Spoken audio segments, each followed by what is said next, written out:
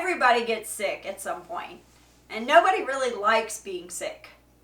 So at our house, in order to shorten the time that we are sick and to prevent the spread of the germs while we are sick, we have created a flu box. And today we're going to show you what's in it and why. Now, before I tell you what all is in the flu box, let me tell you a little bit as to why we've put this together and we keep it stocked at our house. Like I said before, everybody gets sick. It's just what happens. But when you're sick, you don't want to have to go searching for something. You don't want to have to do dishes. You don't want to have to go to the store. Like, these are all things that when you're sick, you just want to be sick, get over it, and get better. Now, when you have more than one person in the house, that even gets longer of a period, right? Because the first person gets sick, then the second person, and after the first person gets to feeling better, then they're in charge of taking care of everybody else, and that's just exhausting. So we put this together with that in mind. There used to be 5 of us in our house, and once one person got it, it was probably a week before everybody got it through their system. So we created this box to kind of slim down that time. We went from having everybody sick for over a week to just a couple of days, and you'll see why in just a second. Now, the first thing that we have in this box is going to be disposable stuff. So like I said before, nobody likes to do dishes.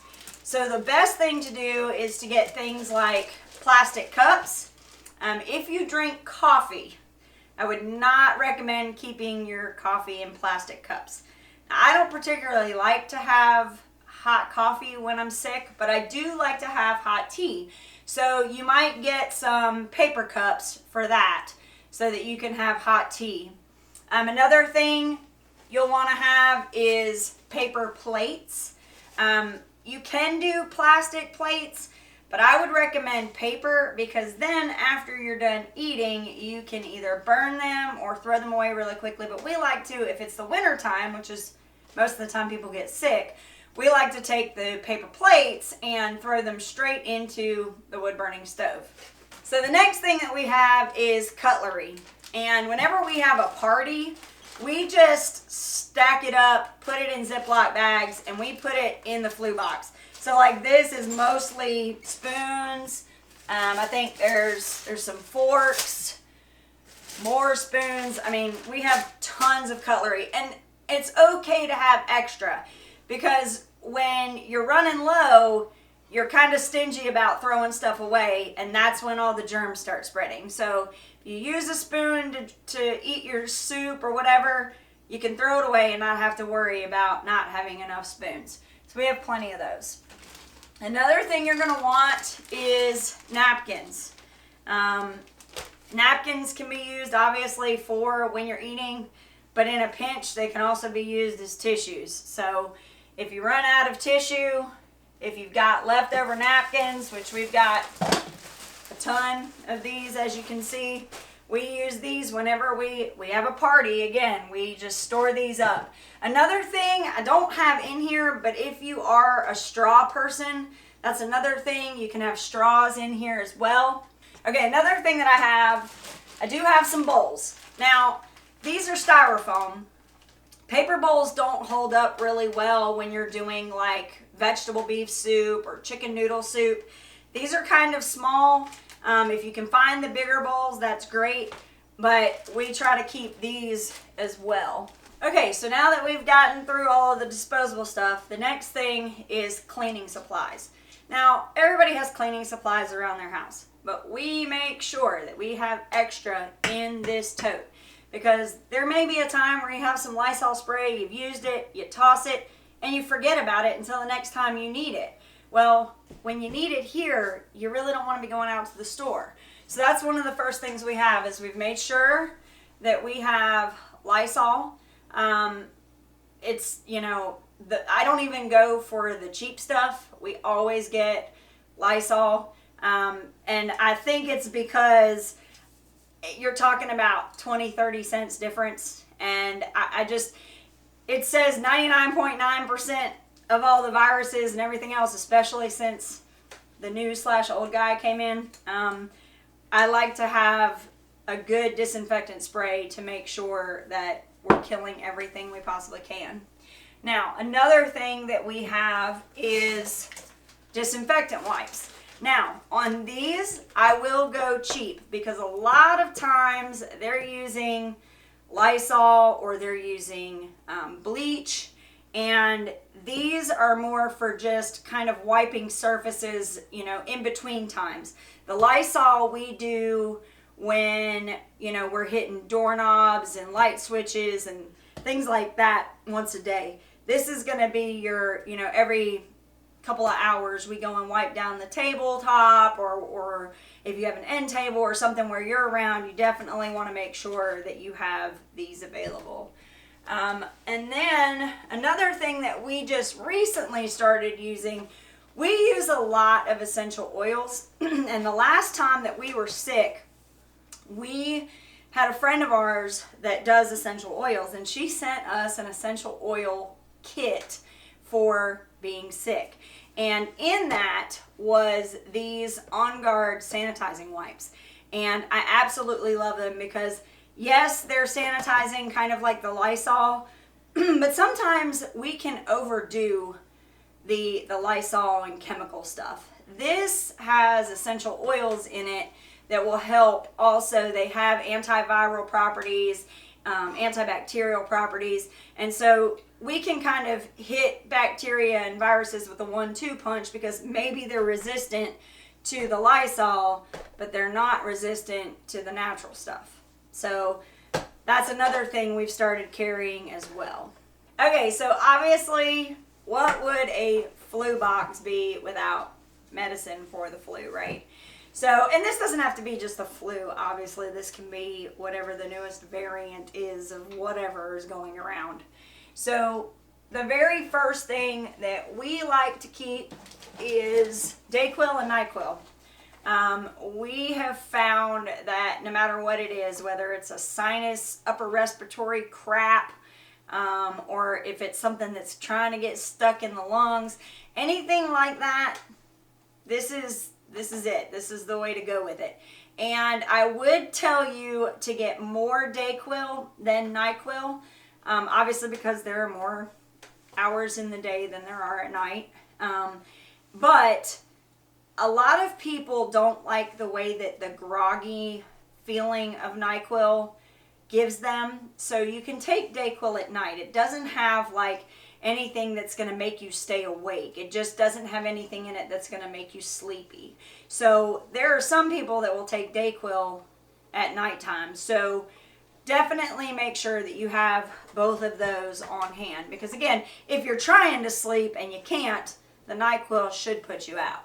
Another thing that we like to have is throat spray. Now let me tell you, I've had a hard time finding this. It seemed like for a while throat spray was kind of discontinued. I don't know if they had to pull them off the shelves, redo the ingredients or whatever, but throat spray is definitely another good one to have for that temporary relief. We were really hurting when we didn't have it. Now that we've had it, or they have it back in the stores, we're making sure to stock up on it in case that happens again. Another thing to go back with the relief is going to be your cough drops. I got 2 bags here. Normally, we get the big bags, but the last time I went, they only had the smaller bags. And again, this doesn't have to be, Vicks or Halls or any of that. This can be something that's just a generic, because you're really just looking more for it to be soothing. You're not looking for it to be medicating something. So that one doesn't really matter too much. The other thing that we like to have is Vicks Vapor Rub. Again, doesn't have to be the brand name. It's menthol. Mentholatum goes on your chest, helps open up everything, make sure you're breathing good. Some people put this on their feet to help them sleep good at night. So you definitely want to make sure that you have some of that. Now, we talked about all of this medicine stuff. We also like to have some essential oils on hand that are specifically for the flu box, because again, we will use essential oils daily for all kinds of things. So I like to make sure that we have separate oils just in the flu box for that specific reason. The biggest one is gonna be On Guard, and this is just like those disinfecting wipes.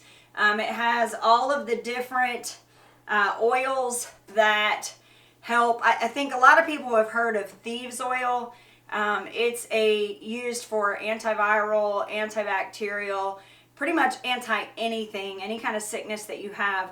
This is the oil to use.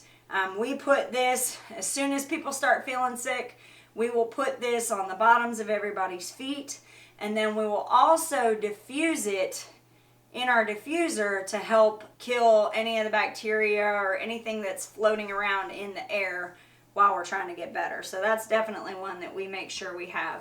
Another one that we have is Breathe. Again, because a lot of the sicknesses that we get tend to be upper respiratory.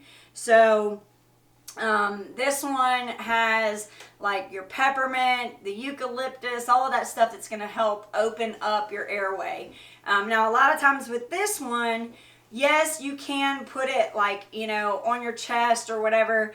But what I like to do is take this and get some boiling water, pour it into a bowl, and then put like 3 or 4 drops of this, and then go ahead and take a towel and just tent over lean your head over, and then take the towel and tent over it so that all of that steam just goes straight up into your nostrils and goes right down into your chest. You'll feel it open everything up. So that's definitely another one that I would recommend that you have in your flu box.